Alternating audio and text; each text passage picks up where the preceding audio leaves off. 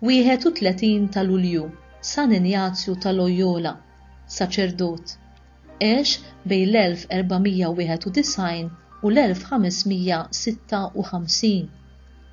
San Ignazju twieled fil-Kastell ta' Loyola, Spanja, minn familja nobbli. Kien l-iżgħar fost tużżana tfal u tawh l-isem ta' Inigo li hu stess bidel f'Ignazju madwar is-sena 1540. Beda jaħdem bħala paġġ fil-qorti tar-Re Federiku V u mbagħad daħal suldat u sar kaptan fl-armata ta' Navarra. Fl-1521 fil-battalja ta' Tampolna kontra l-Franċiżi balla ta' kanun qasmitlu il-qasba ta' siequ l-Lemenija u fetħitlu beraħ il-pexxun ta' siequ l-oħra. Midrub kif kien, batuh lura fil-kastell tal-familja tiegħu ta' Loyola biex ifieq. Meta kien qed jirkupra, ġew żewġ kotba f'idejh, il-ħajja ta' Ġesu u l-ħajja tal-Qaddisin. Tant laqtuh li ddeċieda li jagħti ħajtu lil Ġesu u jaħdem għall-akbar glorja t'Alla, kliem li kellu jsir il-motto tas-soċjetà. Meta fieq għamel pellegrinaġġ lis-santwarju tal-Madonna f'Montserrat. Is-sentejn ta' wara għaddihom f'Manresa.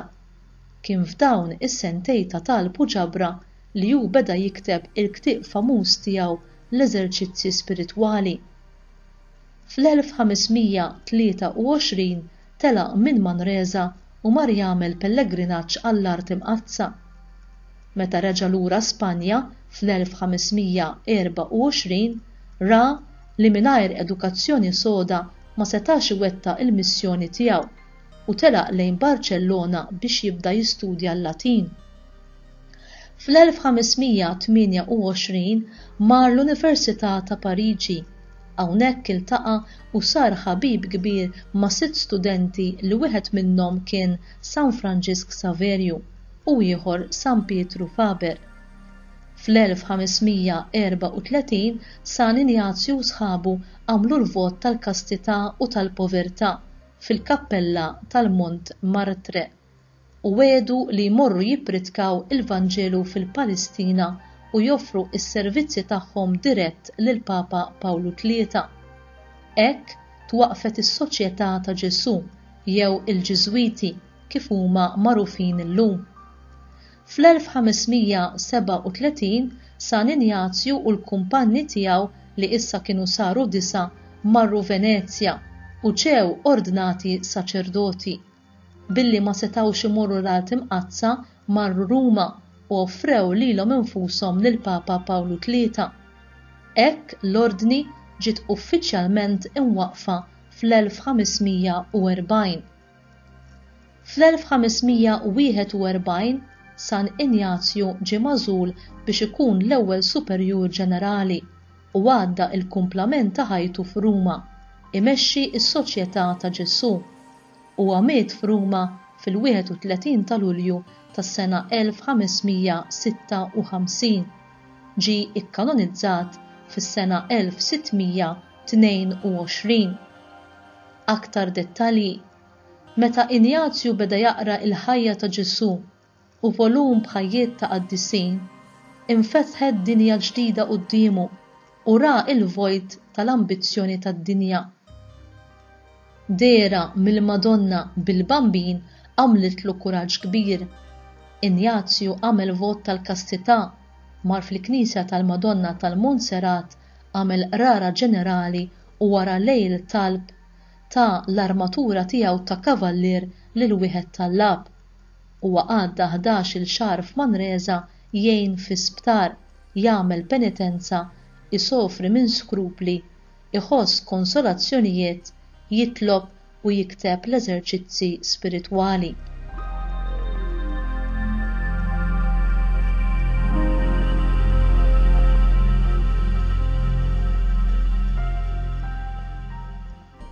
Qari mill-atti ta' Ludovico Consalvo kif ġabarhom minn fom Sant Ignazju bit-titli l-ispirti stħarġuhom ħataraw ikunux ġejjin minn Alla.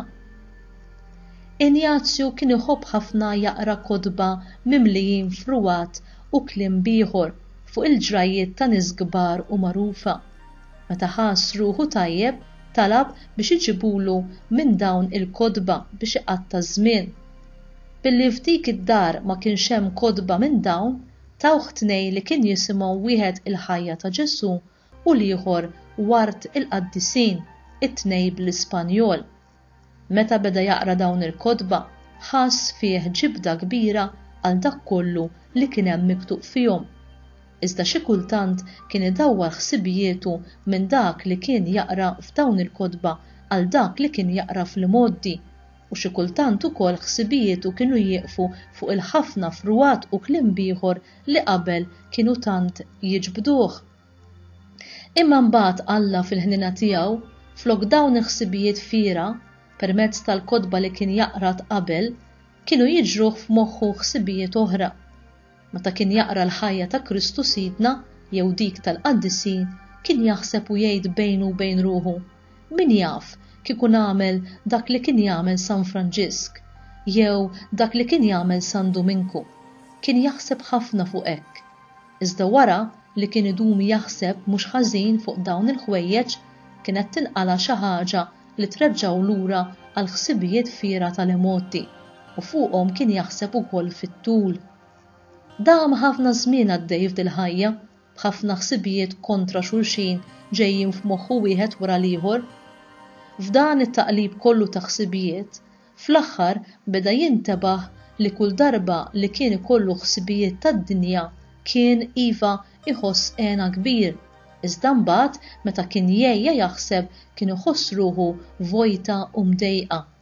Intebaħ ukoll li meta kien jaħseb fuq it-takkis li kienu jagħmlu l-Qaddisin mhux biss kienu jħossu fejn għena f'ruħu waqt li jaħseb fuqhom, imma l-għena kien jibqa' wkoll f'ruħu meta kien jieqaf jaħseb. U ma ħarafx mill-ewwel din id-differenza u għalhekk ma rax is-siwi tagħha, iżda mbagħad meta fetaħ għajnejn ruħu staġeb biha u mill-istess esperjenza tiegħu għaraf li l-ħsibijiet tad-dinja meta jgħaddu kienu jħalluh imdejjaq waqt li l-ħsibijiet tas-sema kienu jagħmluh ħieni. Din kienet l-ewwel konklużjoni li għaliha wasal dwar il-ħwejjeġ ta' Alla. Wara li għamel l-eżerċizzji spiritwali, din l-esperjenza għamel użu minnha biex jgħallem lid-dixxipli tiegħu id-dixxerniment tal-ispirti. Sant Ignazju u xi ħbieb tiegħu kienu qed jivvjaġġaw. Kellhom pjan li wara ċertu distanza jieqfu biex jitolbu flimkien. Għal tul il-vjaġġ tagħhom krew wieħed biex iġorrilhom il-bagalji. Dan ir-raġel li krew kien josserva dan il-waqfien ġurnata wara l-oħra biex jitolbu. Fl-istess ħin osserva l-impatt ta' dan il-mumenti ta' talb fuq dan il-grupp u fl-aħħar beda jixtieq li jitlob magħhom. Meta Ignazju ġie infurmat bix-xewqa tal-Kerrej, stiednu biex jingħaqad magħhom. Fl-istess ħin Ignazju ra li x-xewqa tal-Kerrej li ġurnata wara l-oħra kien jitlob magħhom kienet minnha nnifisha talba stupenda. U jien, kemm qed ngħaddi ħin fit-talb tul il-vjaġġ ta' ħajti? Kemm il-darba nieqaf biex nitlob f'ġurnata, f'ġimgħa, f'xahar, f'sena. Fil-ħajja insibu ruħna f'ċirkustanzi fejn il-ħsibijiet huma talba. Għandna mumenti huma x'inhuma l-attitudni ta' ġisimna fejn ir-ruħ tkun qarkub tejha titlob.